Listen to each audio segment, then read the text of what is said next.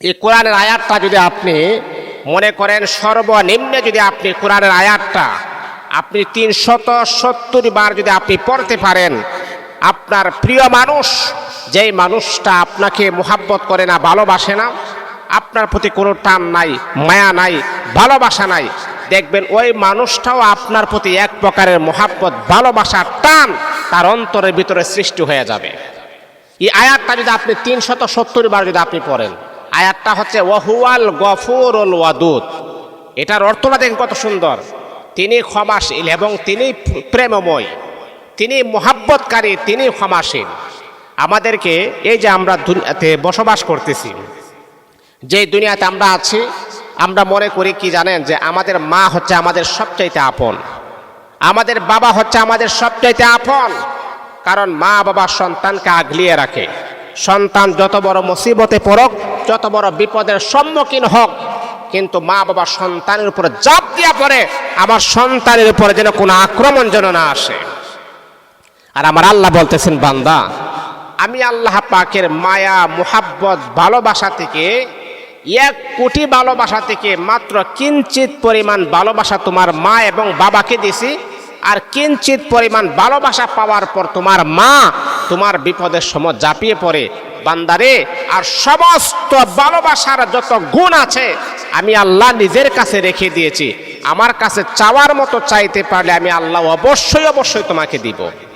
সম্মানিত হাজিরিন, অনেক সময় আছে যে ভালোবাসার মানুষ যদি চলে যায়, এটা একটা যন্ত্রণা। রাতের বেলা ঘুমাইলেও ঘুম আসে না, অন্তরের ভিতরে এক প্রকার একটা অস্থিরতা বিরাজমান করে।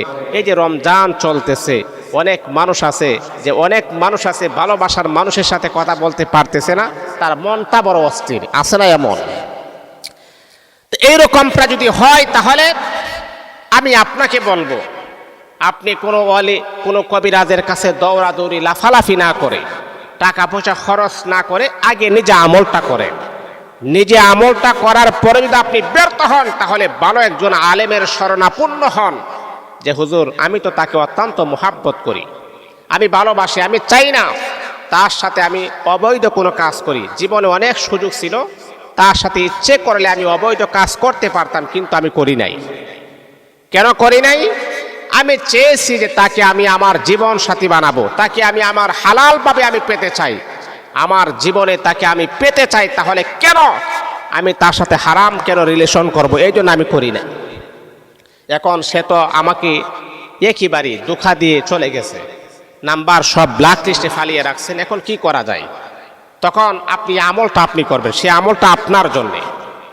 আবার অনেক নারী আছে স্বামীর সাথে বিবাহ বসছে, সম্পর্ক করে বিবাহ বসছে, কিন্তু ওই স্বামী তার কোনো খোঁজ খবর নেই না, তার কোনো ভরণ পোষণ দেয় না, স্বামী অন্য নারীদের সাথে তার পরকীয়া আছে।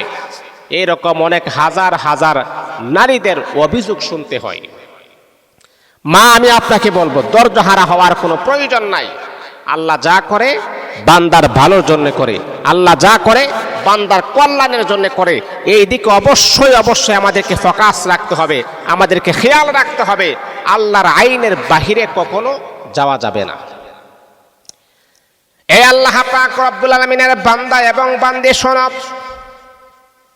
যদি আপন মানুষ, মুহাব্বতের মানুষ যদি আপনাকে কষ্ট প্রদান করে, তাহলে এই আমলটা আপনি করবেন। কখন করবেন, কোন সময় আপনি করবেন, আমি আপনাকে জানাই দিবি। আমলটা আপনি ফজরের পরে করবেন, অথবা আপনি আমলটা এশারের পরে আপনি করবেন।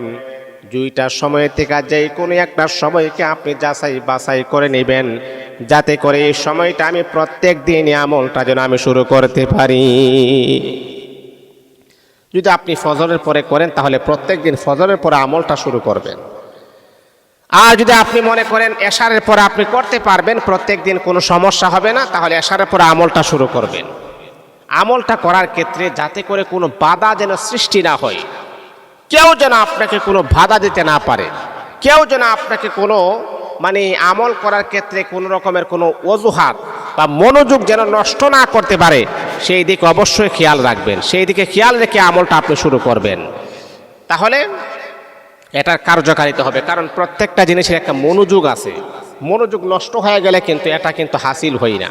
আপনি যখন নামাজ পড়বেন, নামাজের একটা মনোযোগ আছে, আপনি যখন যে কোনো কাজ করবেন, কাজের একটা মনোযোগ আছে, মনোযোগ হারাইলে কিন্তু এটার প্রতিফলনটা আপনি পাবেন না। ফজরের পরে করলে আপনি 3 বার ইস্তিগফার আপনি করবেন, আস্তাগফিরুল্লাহ রাব্বি মিন কুল্লি যামবি ওয়া আতুবু ইলাইহি লা হাওলা ওয়ালা কুওয়াতা ইল্লা বিল্লাহিল আলিয়্যিল আযীম। ইস্তিগফারটা আপনি 3 বার করবেন।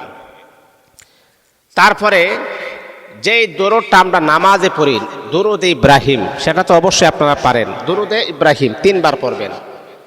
আল্লাহুম্মা সাল্লি আলা মুহাম্মাদ ওয়া আলা আলি মুহাম্মাদ কামা সাল্লাইতা আলা ইব্রাহিম ওয়া আলা আলি ইব্রাহিম ইন্নাকা হামিদুম মাজিদ। আল্লাহুম্মা বারিক আলা মুহাম্মাদ ওয়া আলা আলি মুহাম্মাদ কামা বারাকতা আলা ইব্রাহিম ওয়া আলা আলি ইব্রাহিম ইন্নাকা হামিদুম মাজিদ। এই দরুদটা আপনি 3 বার পড়বেন, ইস্তিগফার আপনি 3 বার পড়বেন। বন্ধুরে আমার দরুদ শরীফ 3 বার পড়া হয়ে গেল, ইস্তিগফার আমার 3 বার পড়া হয়ে গেল। তারপরে আল্লাহ পাক রব্বুল আলামিনের মহাগ্রন্থ আল কোরআনুল কারীমের আয়াতটা আপনি 370 বার আপনি পড়বেন।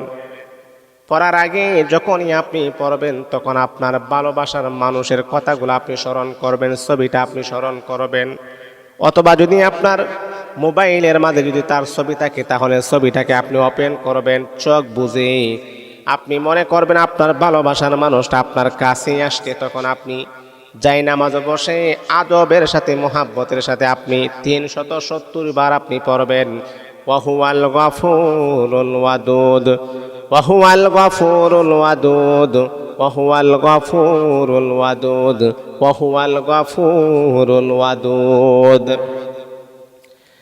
370 বার আপনি পড়বেন। পড়ার পরে আবারও 3 বার দরুদ শরীফ, 3 বার ইস্তিগফার কমপ্লিট হওয়ার পরে আপনার প্রিয় মানুষটার ছবিটা হাতে নিয়ে আপনি বলবেন, আল্লাহ আমার প্রিয় মানুষটা এখন আর আমাকে ভালোবাসে না, মোহাব্বত করে না, ভালোবাসার মানুষটাকে আমার কাছে তুমি ফিরাইয়া দাও। এইভাবে ফুঁ দিবেন। আল্লাহ আমার স্বামী বিদেশের জমিনে আছে, আমার স্বামী আমাকে কোনো বরণ পোষণ দেয় না, এমনকি সন্তানের প্রতি তার কোনো মায়া মোহাব্বত ভালোবাসা নাই। আমার স্বামী শুনেছি অন্য কোনো নারীর সাথে পরকীয়া করে, আল্লাহ তার অবৈধ সম্পর্কগুলাকে বাদ দিয়া দাও, আমার প্রতি এক প্রকারের মোহাব্বত ভালোবাসা তুমি সৃষ্টি করে দাও। এবার ফুঁ দিবেন। এই আমলটা আপনি লাগাতার আপনি 21 দিন আমলটা আপনি করেন, ইনশাআল্লাহ এর ভেতরে একটা ফলাফল আপনি পাবেন ইনশাআল্লাহ। একেবারে নাজেহাল হওয়ার কোনো কারণ নাই। লা তাহজান, টেনশন করবেন না। ইন্নাল্লাহা মা'ানা, আল্লাহ আমাদের সাথে আছেন। আল্লাহ জানায়া দিয়েছেন, বান্দা টেনশন করার কোনো কারণ নাই, হতাশা হওয়ার কোনো কারণ নাই। আমি আল্লাহ সব কিছু সচক্ষে দেখতেছি, আমি আল্লাহর কাছে চাও, আমি আল্লাহ তোমার জন্য একটা ব্যবস্থা করে দিব। এই যে আপনি একটা ডিপ্রেশনে আছেন, প্রিয় মানুষটাকে হারানোর পর আপনি একেবারে পাগল হয়ে গেছেন। অনেক ছেলের আছে কি জানেন, যে প্রিয় মানুষ যদি চলে যায় একেবারে বেকুল হয়ে যায়, পাগল হয়ে যায়, অস্থির হয়ে যায়।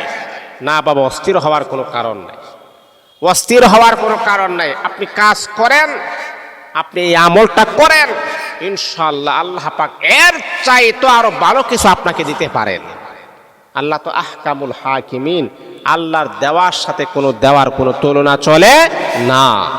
এই জন্য অবশ্যই এইদিকে ফোকাস রাখবেন। আল্লাহ আমাদের সবাইকে যেন